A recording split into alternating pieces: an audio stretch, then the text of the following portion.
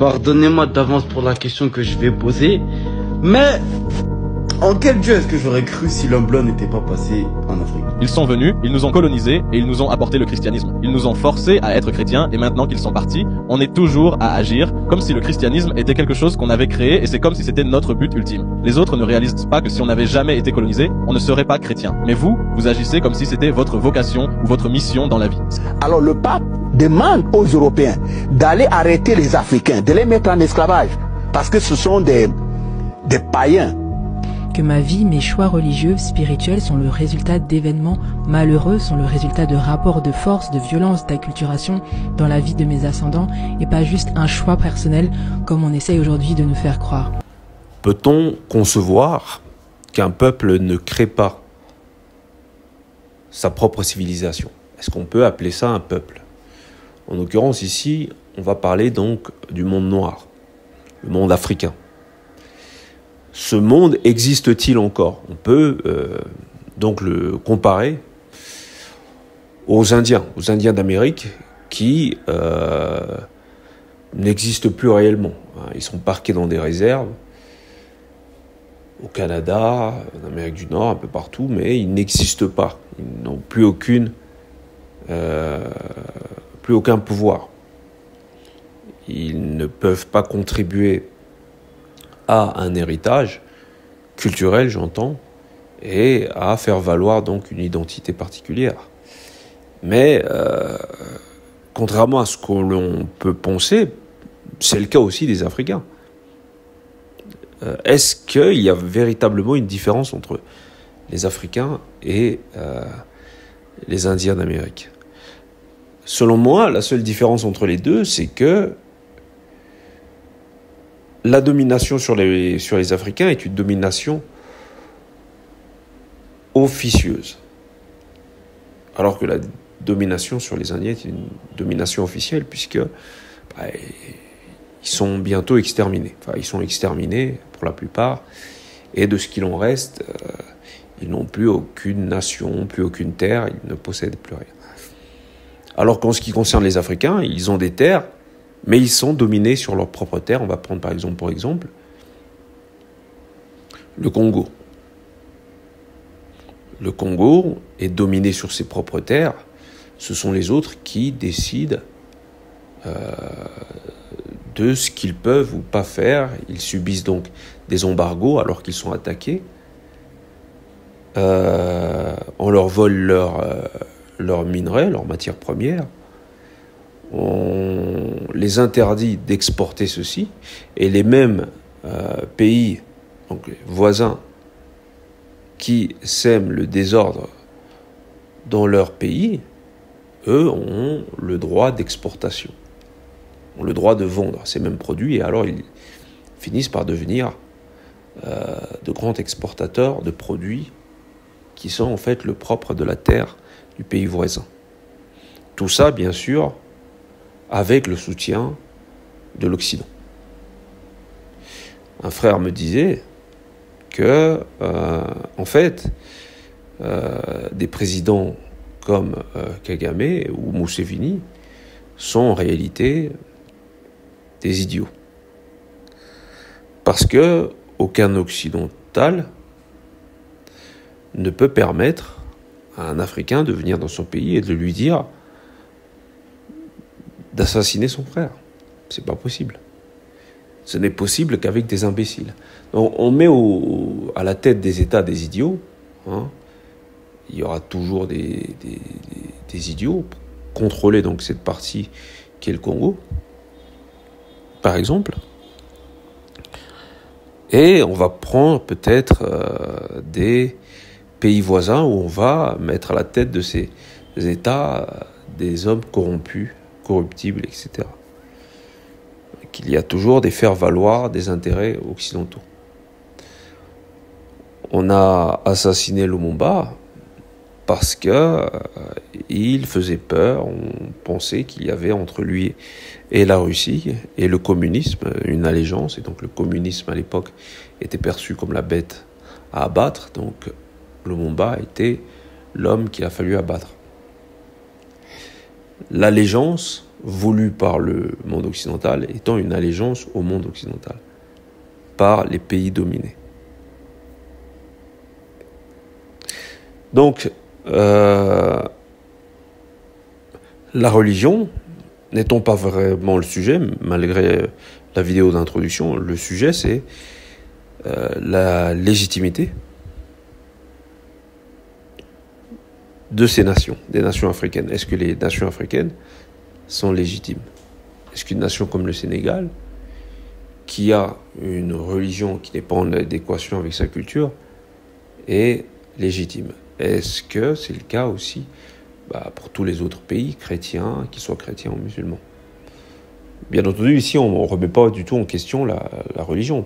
Tout le monde peut croire en ce qu'il veut, même aux extraterrestres.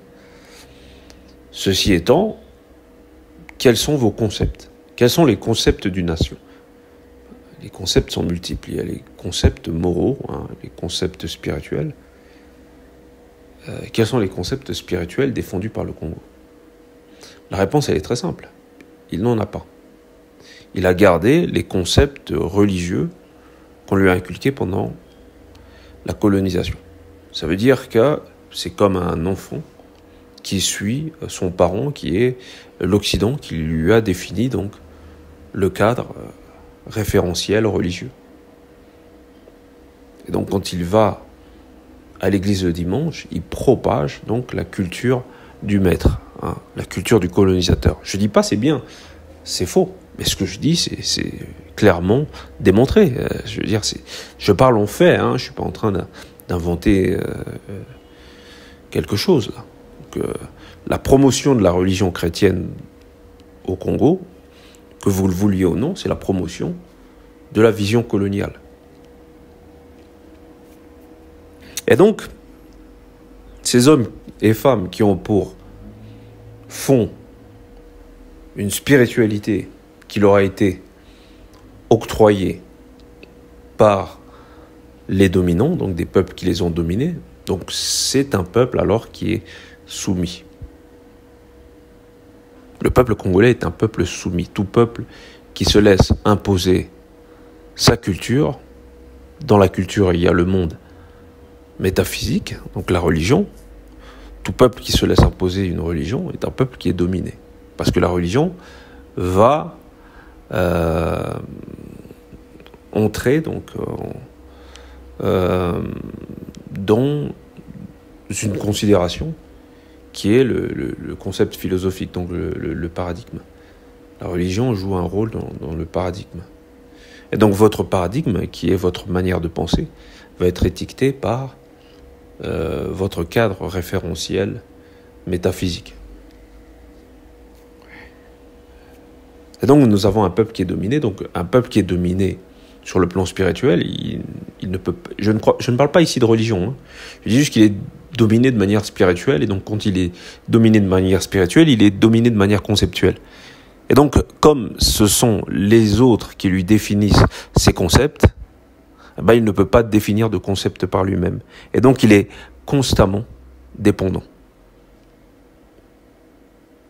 C'est un peuple dépendant des autres. Il attend que les autres lui disent quoi faire, quoi penser. Et lorsque vous n'êtes pas en adéquation avec cette dépendance, par exemple à l'Occident ou aux Blancs, ce sont les garde-fous de l'Occident, ceux que Malcolm X appelait les nègres de maison.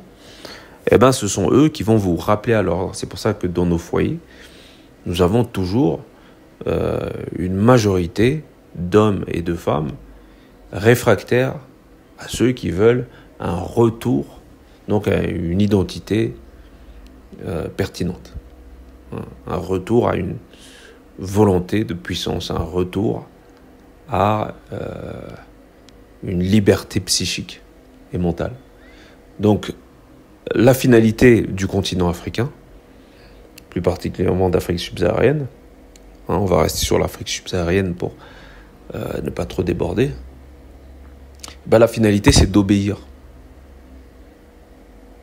Ils sont là pour obéir. Et personne ne leur fait la guerre, puisque les agents de l'État, ce sont devenus les Africains eux-mêmes. au service même des intérêts extérieurs, puisqu'ils n'en ont pas. Pour avoir des intérêts, il faut avoir ses propres concepts. Pour avoir ses propres concepts, on est obligé de revenir à notre identité. Mais comme les concepts imposés à la communauté africaine sont des concepts imposés par le colonisateur, eh ben les intérêts des colonisateurs deviennent les intérêts des Africains. Et toute personne qui va dans le sens des intérêts des Africains eux-mêmes sera donc chassée par ces Africains eux-mêmes, rejetée par ces Africains eux-mêmes. Donc c'est beaucoup plus compliqué qu'une petite guéguerre contre les méchants impérialistes, etc. Le problème est interne.